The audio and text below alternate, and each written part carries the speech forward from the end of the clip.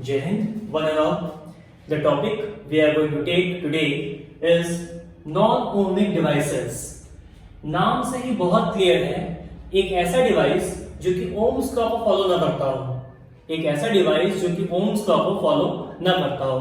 That means इसका मतलब क्या हुआ, जहां पे पोटेंशियल डिफरेंस जो है वो current flowing through the conductor के डायरेक्टली प्रोपोर्शनल ना हो। Potential difference applied across the ends of the conductor will not be proportional to the current flowing through the conductor. अगर ऐसा केस आ रहा है तो उसे हम क्या कहेंगे, नॉन ओहमिक डिवाइसेस कहेंगे।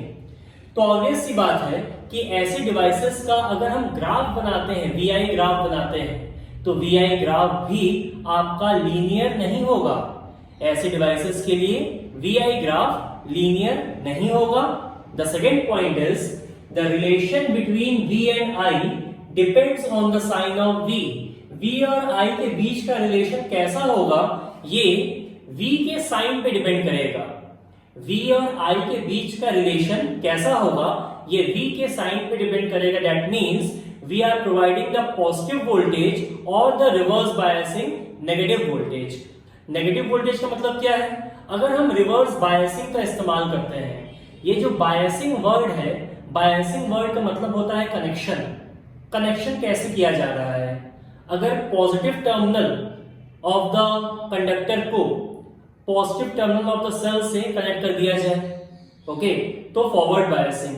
यही अपोजिट हो जाए तो रिवर्स बायसिंग। ओके, बायसिंग जो बेसिकली वर्ड आता है ये सेमीकंडक्टर्स में आता है, और पीएन जंक्शन जब हम बनाते हैं तब वर्ड आता है। तो फिलहाल के लिए हम लोग पीएन जंक्शन की बात नहीं करेंगे, हम लोग सिर्फ इस बात की बात कर रहे हैं कि हमारा जो V और I के बीच का रिलेशन है वो V पे डिपेंड करेगा, लीनियर ग्राफ नहीं आएगा। तो पहला ग्राफ जो शो किया गया है, it is not a linear graph. Graph आना चाहिए स्ट्रेट लाइन, बट ये आपका नॉन ओमिक डिवाइस है, that's why graph straight line न आके थोड़ा सा कर्व हो गया।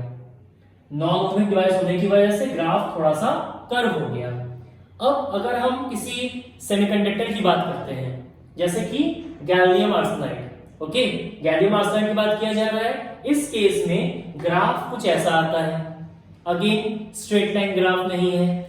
अगर हम पीएन जंक्शन डायोड की बात करते हैं, एक सिर्फ एग्जांपल दिया गया है, छोटा सा एग्जांपल दिया गया है, पीएन जंक्शन डायोड। अगर हम पीएन जंक्शन डायोड की बात करते हैं तो ये ग्राफ आता है, जैसा कि आप देख रहे हैं, यहाँ पे पॉजिटिव वोल्टेज है और यहाँ पे आपका नेगेटिव वोल्टेज है, और नेगेटिव वोल्टेज के रेस्पेक्ट में आपका ये ग्राफ बन रहा है।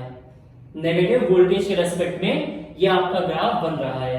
तो इसी बारे में मैं पहले आपको रेफरेंस दे रहा था, फॉरवर्ड बायसिंग, रिवर्स बायसिंग। जब हम डायोड की बात करते हैं तो forward biasing and reverse biasing की बात करते हैं। फिलहाल के लिए टॉपिक जो है हमारा सेमीकंडक्टर का है, हम लोग वहां पे एलैबोरेटेड वे में पढ़ेंगे। Now we must take the next topic as thermistor. Thermistor क्या होता है? थर्मिस्टर एक टाइप का हीट सेंसिटिव डिवाइस है। थर्मिस्टर एक टाइप का हीट सेंसिटिव डिवाइस है, ओके, जिसकी रेजिस्टिविटी टेम्परेचर के साथ चेंज हो सकती है, जिसकी रेजिस्टिविटी टेम्परेचर के साथ चेंज हो सकती है। सो प्रैक्टिकल केसेस में थर्मिस्टर हमें कहां दिखता है?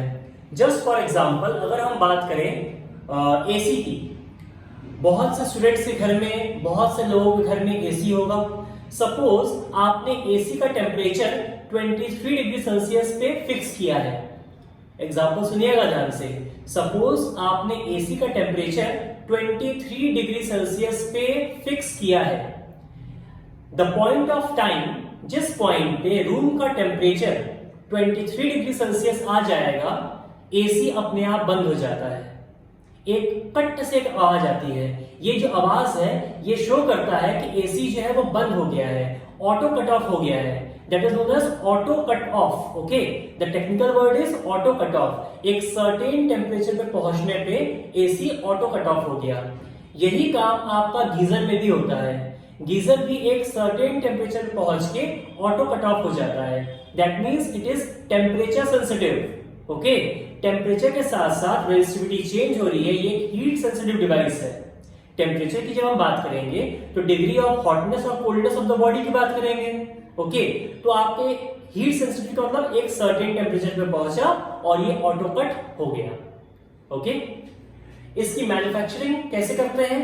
ऑक्साइड्स ऑफ फ्यू मेटल्स, कुछ मेटल्स के ऑक्साइड्स लिए जाते हैं, जैसे निकल हो गया, कोबाल्ट हो गया, कॉपर हो गया, आयरन हो गया, इनके ऑक्साइड्स को मिला करके थर्मिस्टर का फॉर्मेशन, थर्मिस्टर की मैन्युफैक्चरिंग की जाती है।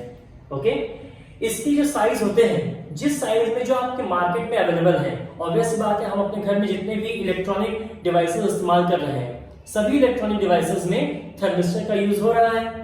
दैट मींस मार्केट में जो आपके थर्मिस्टर के सैंपल्स अवेलेबल हैं, उनकी साइजेस बहुत छोटी होती हैं।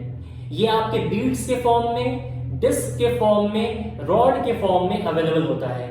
आमतौर पे ये जिस साइज में अवेलेबल है, जिस शेप में अवेलेबल है, वो क्या है? रॉड, डिस्क, बीड, इन फॉर्म्स में ये अवेलेबल है। ओके, और इनका जो टेम्परेचर रेंज है या फिर रेजिस्टेंस का रेंज है, अगर हम बेसिकली बात करें रेजिस्टेंस का रेंज, क्योंकि भाई रेजिस्टिविटी चेंज हो रही है टेम्परेचर के साथ, तो रेजिस्टेंस का जो रेंज है वो 0.1 ओम से लेकर 10⁷ ओम तक वेरी कर सकता है। मींस मार्केट में जो हमारे पास थर्मिस्टर्स अवेलेबल हैं, इनका जो वेरिएशन है वो 0.1 ओम से लेकर 10⁷ ओम तक वेरी कर सकता है, जो कि आपका यहाँ पे दिया हुआ है।